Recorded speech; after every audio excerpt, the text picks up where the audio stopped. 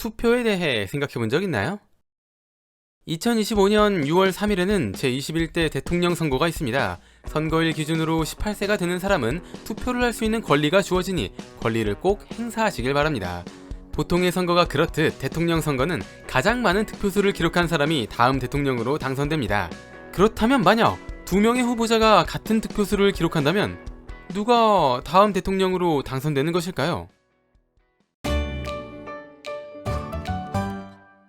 우리나라에서 가장 중요한 선거 세 가지는 대선이라고 부르는 대통령을 뽑는 대통령 선거와 총선이라고 부르는 지역구와 비례대표 국회의원을 뽑는 국회의원 총선거, 지선이라고 부르는 시장과 도지사, 교육감, 지방의원을 뽑는 전국 동시 지방선거가 있습니다.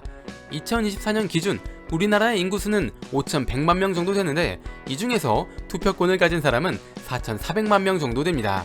4,400만 명 중 지난 대선에 투표한 사람은 3,400만 명 정도, 지난 총선에 투표한 사람은 2,900만 명 정도 되죠.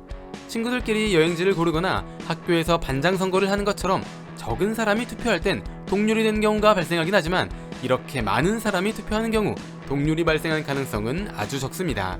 하지만 발생할 가능성이 없는 것이 아니기 때문에 이것에 대한 규정을 만들어놨는데 공직선거법 제187조 2항을 보면 대통령 선거에서 동률일 경우 국회가 결정하는 것으로 나와 있습니다. 즉, 대통령 선거에서 후보자 간 득표수가 같다면 과반수가 출석한 공개회의에서 국회의원이 투표를 해 누가 대통령이 될 것인지를 결정한다는 것입니다. 결국 국회의원을 뽑는 것은 국민이고 국회의원은 국민의 대리인이라고 할 수 있기 때문에 재투표를 하지 않고 이들에게 맡기는 것입니다.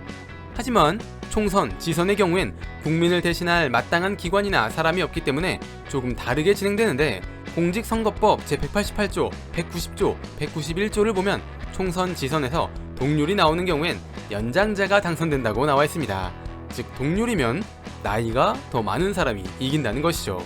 법이 만들어지고 지금까지 대선, 총선에서 동률인 경우는 한 번도 없었지만 비교적 득표수가 적은 지선에서는 생각보다 많이 있었습니다. 이때 나이 차이가 가장 많이 날 때는 21살이었고 가장 적게 날 때는 1살이었습니다. 가장 최근에 있었던 제8회 전국 동시 지방선거에서도 동률이 발생했는데 전남 나주시 마선거구에서 1476표로 득표수는 같았지만 후보 간 나이 차이가 16살이나 났기 때문에 나이가 더 많은 김강정 후보가 당선되었습니다. 이와 관련된 법이 만들어질 당시에는 나이 순으로 하는 것에 대한 반대 의견이 별로 없었지만 시대가 바뀌면서 인식도 바뀌게 되어 최근에는 법을 바꿔야 한다는 말이 많이 나오고 있는 상황입니다.